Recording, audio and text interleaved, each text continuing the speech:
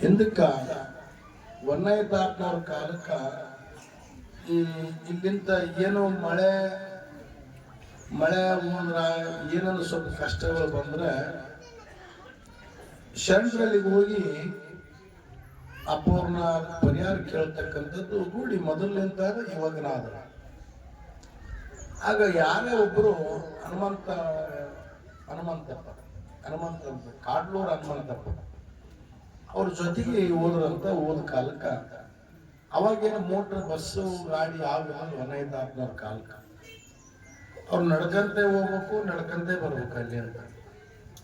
ಇಲ್ಲಿಂದ ಹೊರಟು ಏನಪ್ಪ ಅಂತಂದ್ರೆ ಯಮ್ನಾಳ್ ಹೋದ್ರು, ಯಮ್ನಾಳ ಶಾಂತಗಿರಿ, ಅಲ್ಲಿ ಮಶಾಳ ಮತ್ತು ಶಾಂತಗಿರಿ ಮಧ್ಯದಲ್ಲಿ ಆಕೆ ವಾಸ ಮಾಡ್ಯಾಳ.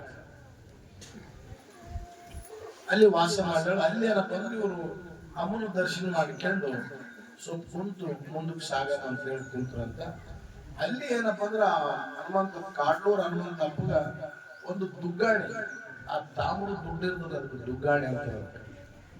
ಆ ದುಗ್ಗಾಣಿ ಬಿದ್ದಿತ್ತಂತ ಕಾಡ್ಲೂರು ಹನುಮಂತಪ್ಪ ಏನೋ ಒಂದು ದುಗ್ಗಾಣಿ ಬಿದ್ದದ ಅಂತೇಳಿ ತಗೊಂಡ್ರಂತ. ಎಲ್ಲಿ ಶಾಸಕೇರಿ ಸೀಮಾಂತದಲ್ಲಿರ್ತಕ್ಕಂಥ ಅಮ್ಮನ ಒಂದು ಸ್ಥಾನದಲ್ಲಿ ತಗೊಂಡಾಗ ಏನು ಆ ಸೀಮಿ ದಾಟಿಲ್ಲ ಅದಕ್ಕೇನಪ್ಪ ಅಂತಂದ್ರ ವಾಂತಿ ಬೇದಿ ಶುರುವಾಯ್ತು.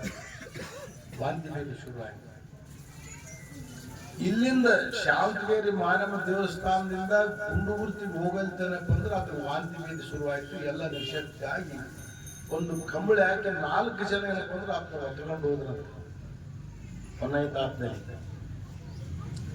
ಹೊತ್ಕೊಂಡು ಹೋದಾಗ ಅಲ್ಲಿ ಹೋಗಿ 4 ಜನ ಹೊತ್ಕೊಂಡು ಕಂಬಳಿ ಹಾಕಿ ಕಂಬಳಿ ಜೋಡಿ ಮಾಡಿ ಯಾಕೆ ನಿಶಕ್ತಿ ಆಗ್ಬಿಟ್ಟ ಅದು ಎದ್ದು